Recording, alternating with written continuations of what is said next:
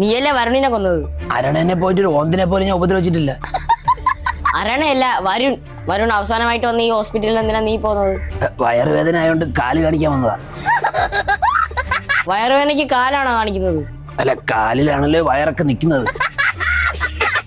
കൊണ്ടുവന്നിട്ടുണ്ടോ? പിന്നെ കാല് വീട്ടിൽ വെച്ചിട്ട് വരാൻ പറ്റുമോ? കാലിന്റെ എക്സ്റേ കൊണ്ടുവന്നു. ആ,